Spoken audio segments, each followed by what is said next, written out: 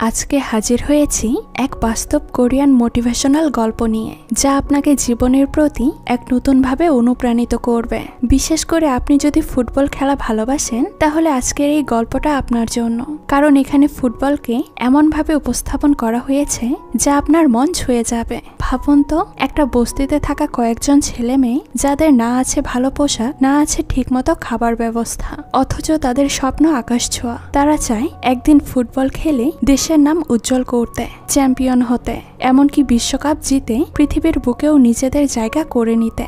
আপনার কাছে হয়তো এটা শুধু গল্প মনে হতে পারে, কিন্তু এটা আসলে বাস্তব ঘটনা। এই বস্তির ছেলেরা একদিন সত্যি বিশ্বকে দেখিয়ে দিয়েছিল যে ইচ্ছা আর পরিশ্রম থাকলে কিছুই অসম্ভব নয়। আর শুধু ওদের নয়, এই দলের কোচের জীবনও ছিল উত্থান পতনে ভরা।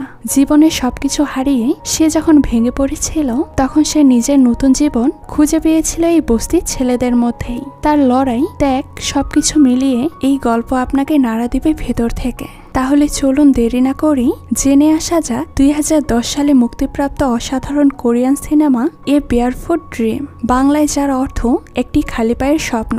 তো গল্পের শুরুতেই আমরা কোরিয়ান ফুটবলার কিমকে দেখতে পাই। ছোটবেলা থেকে তার স্বপ্ন ছিল সে একজন ফুটবলার হবে, এবং হয়েছেন। কিন্তু বেশি দিন তিনি এখানে টিকে থাকতে পারেনি, কারণ তাকে বর্তমান সময়ে বিভিন্ন সমস্যার মধ্য দিয়ে যেতে হচ্ছে।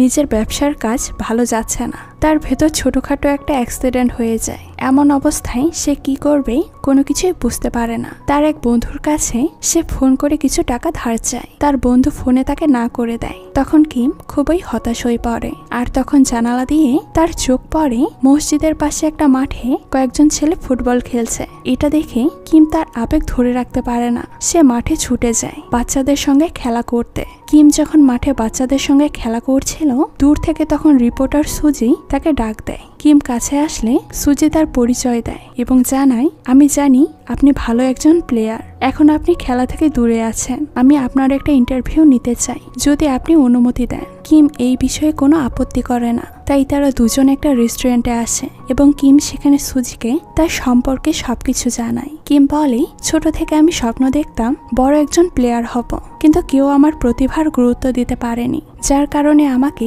মুখ থুবড়ে পড়তে হয়েছে। তাছাড়া জীবন আমার জন্য অতটা সহজ না। জীবনে বেঁচে থাকতে বিভিন্ন কাজে ব্যস্ত হয়ে পড়ি। তখন থেকে ফুটবল আমার থেকে দূরে চলে যায়, কিন্তু এত কাজ করার পরেও আমি সফলতা পেলাম না। তাদের কথাবার্তার মাঝখানে টিভিতে একটা নিউজ দেখালে সুজি বলে, সম্প্রতি ইন্দোনেশিয়া স্বাধীন হয়েছে, এখন ওখানকার অবস্থা ভালো না, ওখানে কাজের অভাব নেই, আপনি চাইলে ওখানে যেতে পারেন, সেখানে গিয়ে নতুন বিজনেস স্টার্ট করতে পারবেন। তো যাই হোক, কিম সুজির কথা মতো চলে আসে ইন্দোনেশিয়ায়। আর সেখানে বিমান থেকে এয়ারপোর্টে নামতেই তার ব্যাগপত্র লাগেজ নিয়ে যাওয়ার সময় ছোট্ট একটা বাচ্চা এসে হাজির হয়। বাচ্চার নাম রেমো। কিম না করলেও বাচ্চাটা তার সমস্ত জিনিসপত্র নিয়ে গাড়িতে তুলে দেয়। তারপর রেমো তার পারিশ্রমিক চাইলে কিমের দোস্ত পার্ক, যে কিমকে নিতে এয়ারপোর্টে এসেছে, সে বাচ্চাটাকে কোনো টাকা না দিয়েই কিমকে নিয়ে সেখান থেকে চলে যায়। আর বাচ্চাটা দূর থেকে তাদের গাড়ির পিছনে ছুটতে থাকে। এক পর্যায়ে না পেরে সে কিমকে অভিশাপ দেয়, তার টাকা মেরে কিম ভালো করেনি।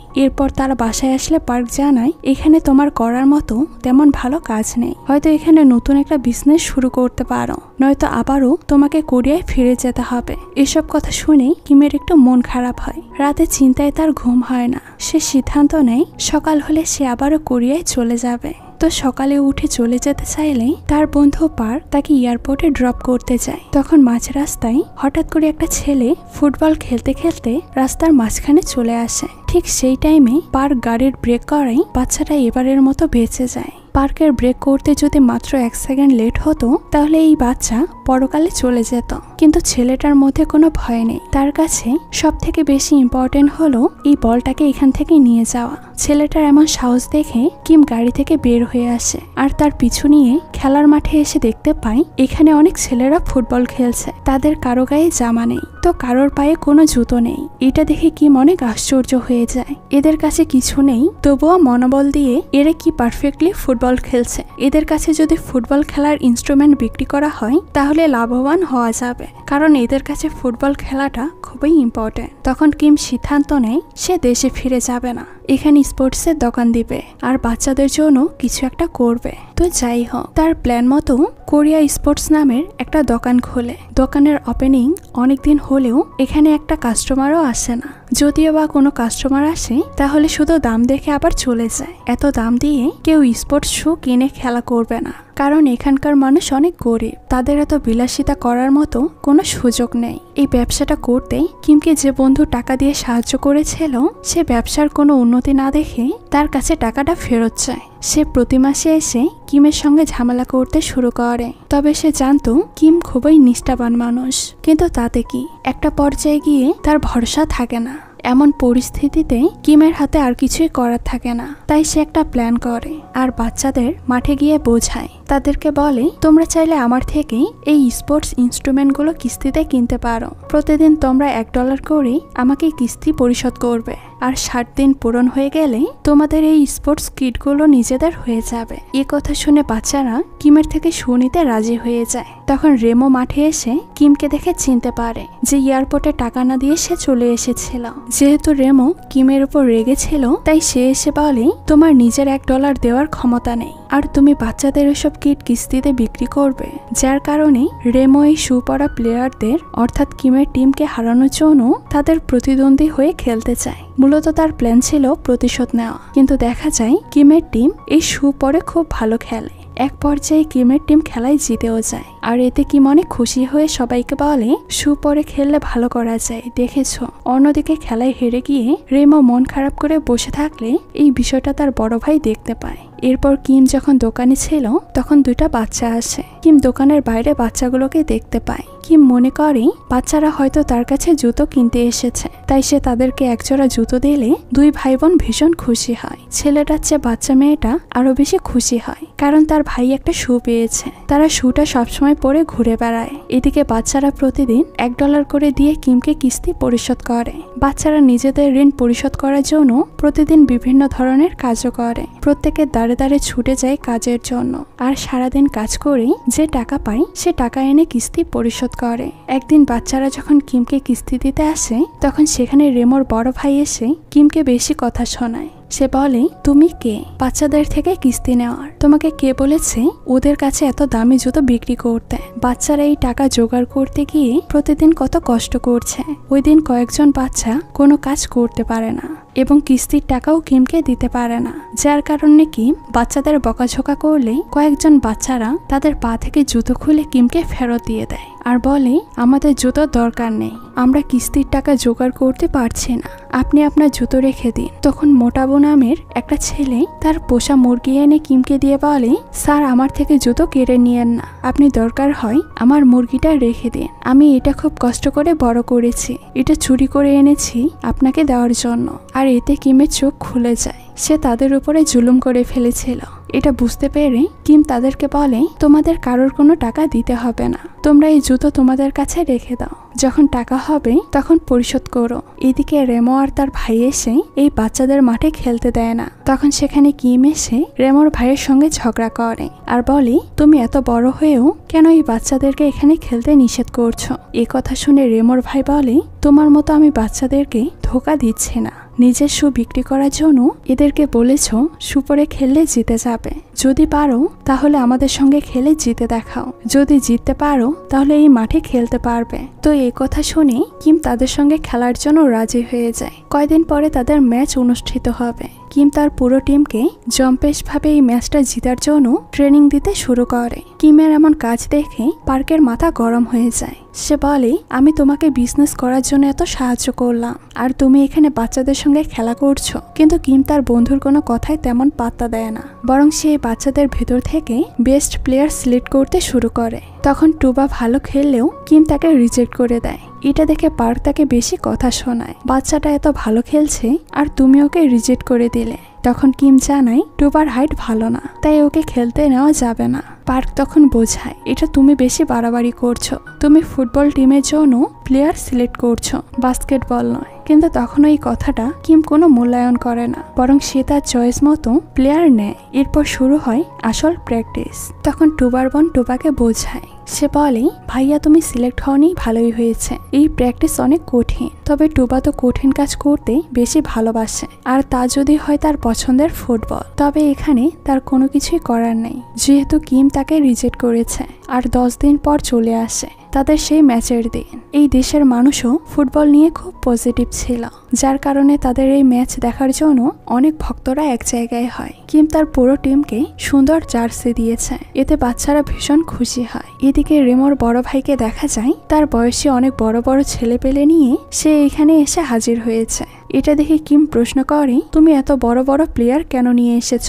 এরা তোমাদের থেকে অনেক ছোট, তোমাদের সঙ্গে কি করে পারবে? তখন রেমোর ভাই বলে, আপনার সঙ্গে তো কথা হয়েছিল, ম্যাচ হবে, কিন্তু আমি কাদেরকে নিয়ে ম্যাচ খেলবো এটা তো কথা হয়নি, ছোটদের দিয়ে না বড়দের দিয়ে, কেন ভয় লাগছে? এই বলে টিটকারি মারলে কিম তার চ্যালেঞ্জ অ্যাকসেপ্ট করে নেয়। তখন শুরু হয় তাদের ম্যাচ। কিম সব বাচ্চাদের গাইড করছিল কিভাবে খেলতে হবে, তবে প্রথম থেকে রেমোর টিমটা খুব ভালো খেলছিল।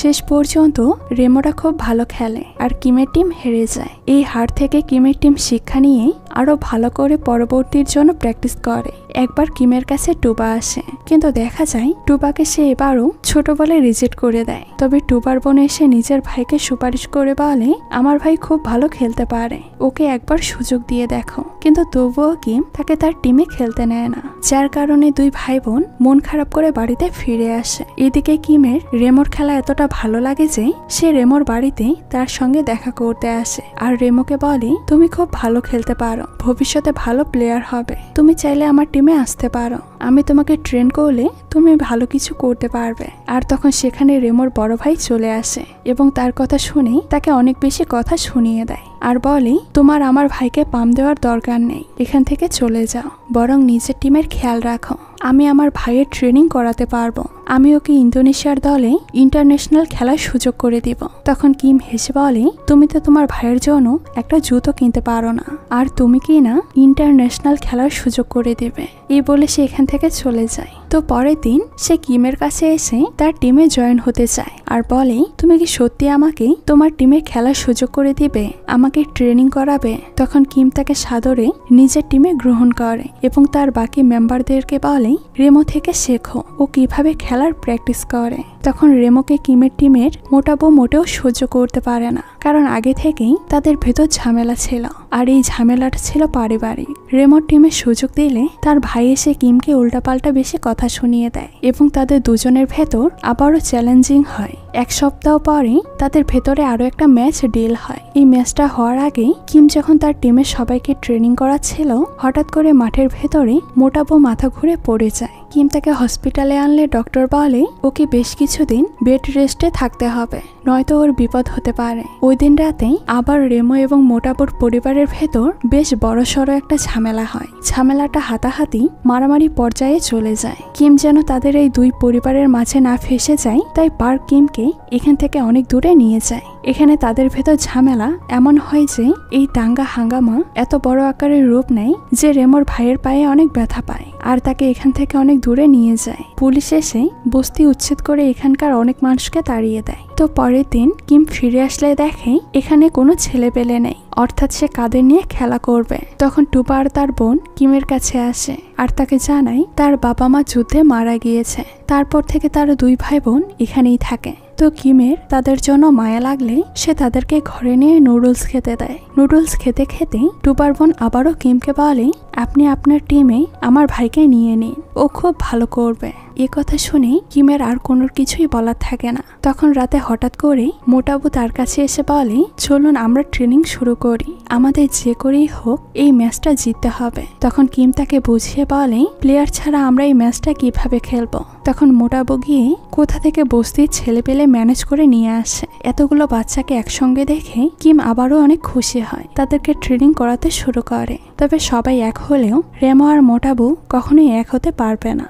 এদিকে সবার জার্সি থাকলেও টুবার জার্সি থাকে না, তাই কিম এসে তাকে জার্সি দিয়ে বলে, তুমি আজ থেকে আমাদের টিমের, কিন্তু মনে রাখবে তোমার কাজ ছোট, তোমাকে অনেক ইফোর্ট দিয়ে খেলতে হবে। টুবা কিমের সব কথায় রাজি হয়ে যায় এবং সে ইমোশনাল হয়ে কান্না করতে শুরু করে। তখন কিম তাকে সান্ত্বনা দিয়ে তার ছোট বোনকে কোলে তুলে নিয়ে ট্রেনিং এর উদ্দেশ্যে চলে যায়। এরপর তাদের ম্যাচের দিন আসলে ম্যাচ শুরু হলে দেখা যায় কিমের টিম খুব ভালো খেলছিল।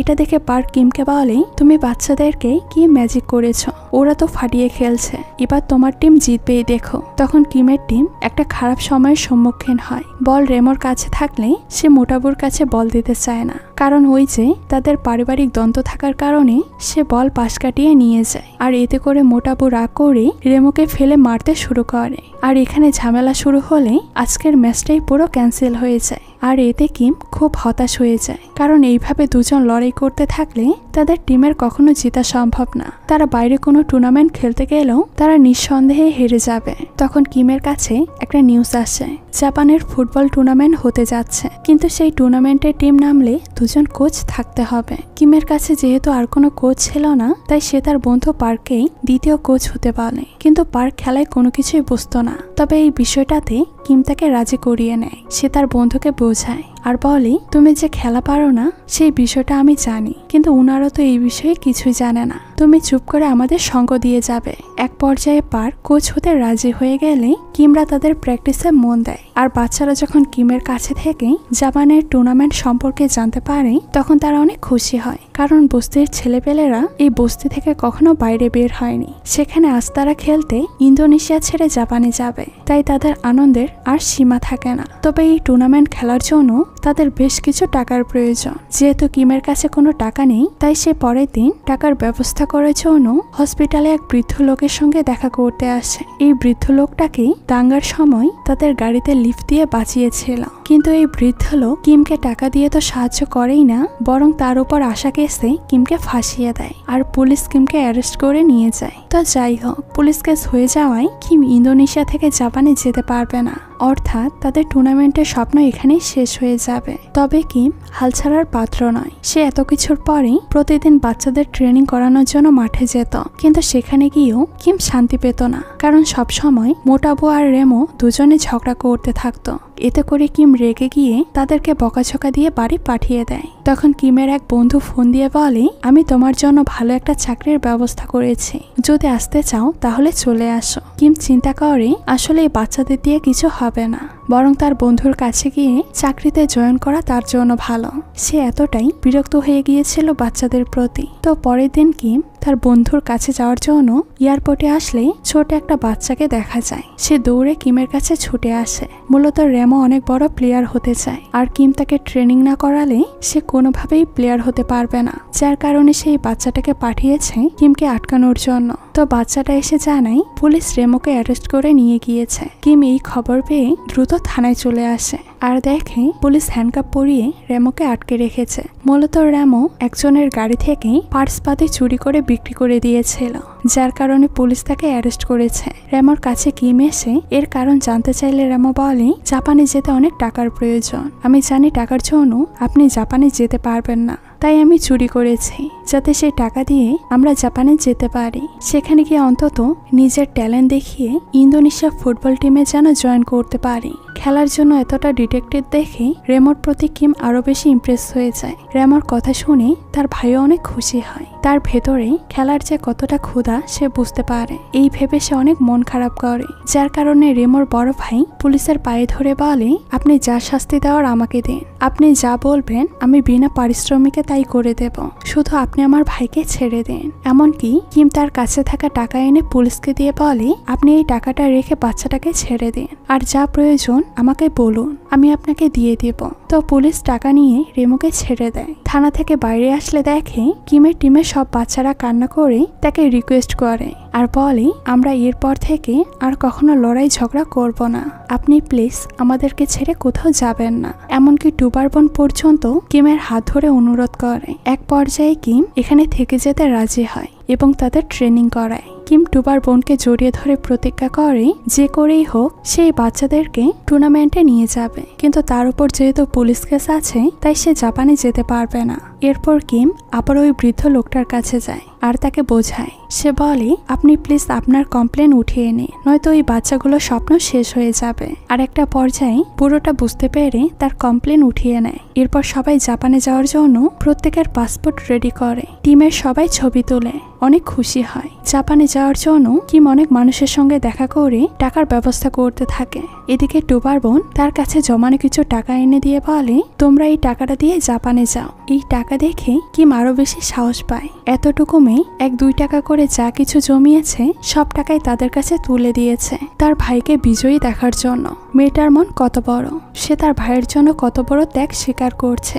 এই টাকায় তারা জাপানে যেতে পারবে না ঠিকই, কিন্তু সবার মন সে জয় করে নিয়েছে। তো যাই হোক, এত কিছু করার পরও জাপানে যাওয়ার জন্য টাকার ব্যবস্থা হয় না। তখন পার্ক বলে, তুমি জাপানে যাওয়ার স্বপ্ন ছেড়ে দাও, আমার মনে হয় টাকার ব্যবস্থাও হবে না, তোমার জাপান যাওয়া হবে না। তখন কিম তার বন্ধুকে বলে, আমি জানি আমি এই খেলায় জিততে পারবো না, তবুও আমি চাই খেলায় অংশগ্রহণ করতে, কারণ জীবনে আমি অনেক কাজ শুরু করেছি কিন্তু তা শেষ করতে পারিনি। আজ আমি চাই এই কাজটা অন্তত আমি শেষ করি, এই বাচ্চাদের মুখে একটু হাসি ফিরিয়ে দিই। তখন কিমের মনে পড়ে গল্পের শুরুতে আমরা যে জার্নালিস্টকে দেখেছিলাম তার কথা। সে সুজিকে কল করে এই টুর্নামেন্টের কথা জানায়। তখন সুজি এই টিমকে একটা স্পন্সরের ব্যবস্থা করে দেয় আর ফাইনালি তাদের জাপানে যাওয়ার স্বপ্ন পূরণ হয়। এরপর খেলা শুরু হলে দেখা যায় জাপান প্রথমে 2টা গোল করে, তবে কিম বাচ্চাদেরকে উৎসাহ দিতে থাকে আর বলে, তোমরা টেনশন করো না, ভয় পেও না, তোমরা মাত্র 2টা গোল দাও তাহলেই হবে। তো হঠাৎ করে খেলতে খেলতে মোটাবোর মাথায় আঘাত পায়, এতে তাদের খেলায় একটা বাধা আসে। অন্যদিকে একজন রেডিও জকি জাপানের সম্পূর্ণ খেলাটা লাইভ টেলিকাস্ট করে। ইন্দোনেশিয়ার সবাই সব কাজ বাদ দিয়ে এই খেলাটা উপভোগ করে। টুবার বোন প্রে করতে থাকে যাতে তার ভাই এই ম্যাচটা জিততে পারে। এদিকে জাপানে 2 গোল আর ইন্দোনেশিয়ার 0। এরপর আবারও খেলা শুরু হলে বল রেমোর কাছে গেলে সে পারিবারিক ঝামেলার কারণে পাশ কাটিয়ে নেয়, মোটাবোর কাছে বল দেয় না। এটা দেখে কিম ভীষণ রেগে যায় যে ওরা এখানেও জেদ দেখাচ্ছে। তখন কিম এসে তাদেরকে বলে, তোমরা কি করছো? এই কথাটার অর্থ রেমো খুব ভালো করেই বুঝে যায়। তখন আবারও তার কাছে বল আসলে সে জাপানের প্লেয়ারদের ধাক্কা লেগে নিচে পড়ে যায়। তখন দেখতে পায় মোটাবো তার দিকে হাত বাড়িয়ে দিয়েছে। এ থেকে রেমো বুঝতে পারে খেলার সময় তাদেরকে একটা টিম হয়ে খেলতে হবে, এখানে রাগারাগি জেদাজেদের কোনো সুযোগ নেই। এরপর তারা দুজন যখন এক হয়ে খেলা শুরু করে তখন পরপর 2টা গোল দিয়ে দেয়। এতে রেমোর পুরো টিম অনেক খুশি হয়। তাছাড়া যারা এই খেলাটা ইন্দোনেশিয়া থেকে রেডিওতে শুনছিল তারা অনেক বেশি খুশি হয়। এরপর এই ম্যাচটা পুরো অন্তিম সময় চলে আসে। যে টিম গোল করবে সে টিম জিতে যাবে। শেষ গোলটা দেয় টুবা। এইভাবে কিমের পুরো টিমটা জিতে যায় আর তাদের খুশির আর কোনো সীমা থাকে না। তারা অসাধ্যকে সাধন করে ফেলেছে। এদিকে ইন্দোনেশিয়ার সবাই তাদের পতাকা নিয়ে রাস্তায় বের হয়ে আনন্দ মিছিল করতে শুরু করে। টুবার বোন কান্না করে দেয়, রেমোর ভাই আনন্দে লাফাতে থাকে। আর এখানে বাচ্চাদের স্বপ্ন পূরণ হওয়ার সাথে সাথে কিমেরও স্বপ্ন পূরণ হয়। আর এখানেই এই গল্পটার হ্যাপি এন্ডিং হয়। তো আপনাদের কাছে এই গল্পটা কেমন লেগেছে সেটা কিন্তু অবশ্যই কমেন্ট করে জানাবেন। আজকে এই পর্যন্তই, দেখা হচ্ছে নতুন কোনো ভিডিওতে। সেই পর্যন্ত সবাই ভালো থাকবেন। আল্লাহ হাফেজ।